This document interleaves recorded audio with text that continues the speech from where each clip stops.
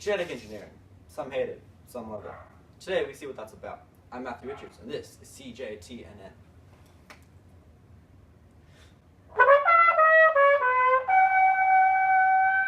Here with me today is Calvin Hawkins, supposed geneticist and the only other person who wanted to be here. Thank you for having me today. Thanks for coming. As well as Saad Rangamanga Changaman, a local shawarma chef who agreed to be on the segment if we plugged his restaurant. Saad shawarma, best shawarma and other Mediterranean cuisine. Okay. Anyway, to start things off, I think it would be best if we had Calvin here explain what genetic engineering is and why it's important. Calvin? Thank you, Matthew. So, genetic engineering is the artificial manipulation, modification, and recombination of DNA or nucleic acid molecules in order to modify an organism or population of organisms.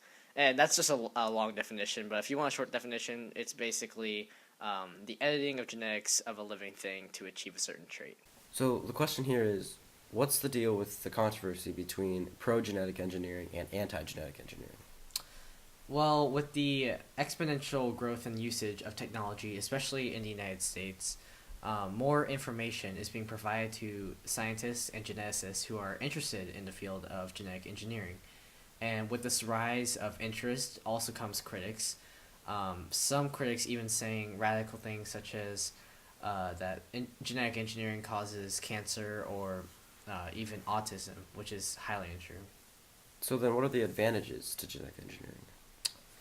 Well, Matthew, there are actually many benefits to genetic engineering. For one, it allows a faster growth rate in plants and animals, which can in turn produce better food, and it corrects genetic abnormalities that can cause disease. And I've heard that it could also help with embryos.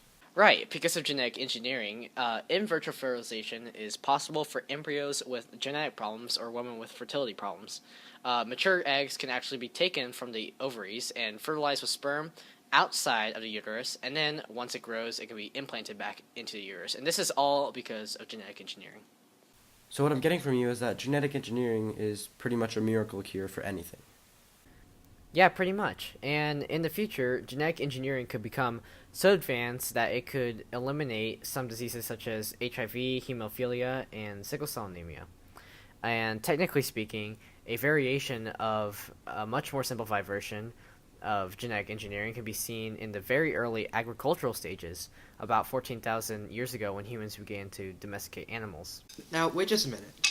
I've been researching this issue on my phone while you guys have been talking.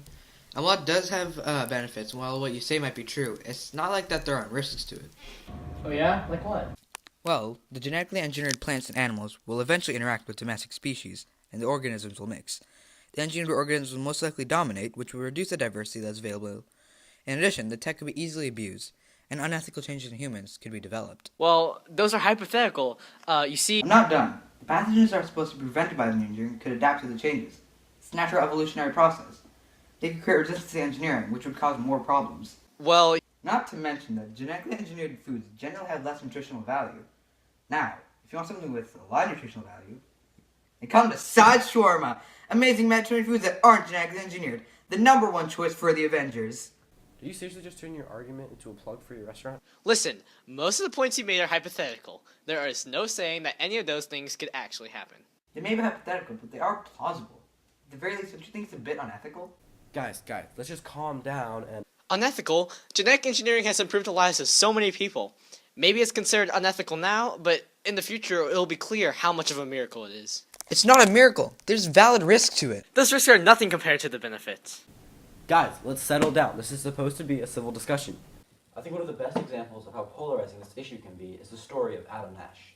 Oh yes, good old Nashy. Nashy? What? Anyway, for those of you who don't know the story, Adam Nash was the first Savior sibling. His older sister suffered from Fanconi anemia, which is a blood disorder that would eventually kill her. His parents chose from a few different genetically engineered embryos. They picked one that they liked, carried it, and when Adam was born, they took his umbilical cord blood, transplanted it into his sister, and saved her life. The story caused quite a bit of controversy because of the ethical questions it raised. I really don't get it. The whole thing was a success. Adam's sister was rescued, and Adam was able to live just fine. I don't see why that's a bad thing. Well, if you think about it, he was only really created to save his sister. It's not like he was born out of love or anything. He was born out of necessity. That's not necessarily the case. The parents set out purely to have a child that didn't have the disease that could save his sister. And you're trying to tell me that's not the least bit questionable. Adam Nash is a hero who saved his sister just by being born. And that's all they needed him for. He has been able to lead a perfectly normal life since. Except for the fact that he was created out of a test tube purely for his sister's sake. What do you know? You're just a stupid swarma chef.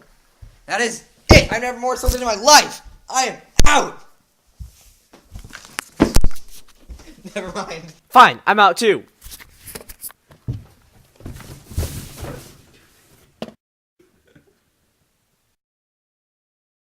We have a reporter out on the scene trying to get the opinions of people on the matter. Here's Kayla Johnson. Thank you, Matthew. I'm here today with a sophomore from Blue Line Northwest High School. His name is Drake. Taylor, Benjamin Britt, Brendan Garcia. Today we're going to talk a little bit about genetic engineering. So Taylor, do you know much about genetic engineering? I know like some things from past classes, but taking genetics and like, altering it, right? Yes. Like you're changing it to like get rid of like diseases and whatnot, or you're trying to improve something. Yeah, I've heard some stuff about how scientists have been modifying plants and animals. I believe genetic engineering is a good form of, or good use of science, although all things science must be taken in an ethical stance, in an ethical manner, and one must consider all variables.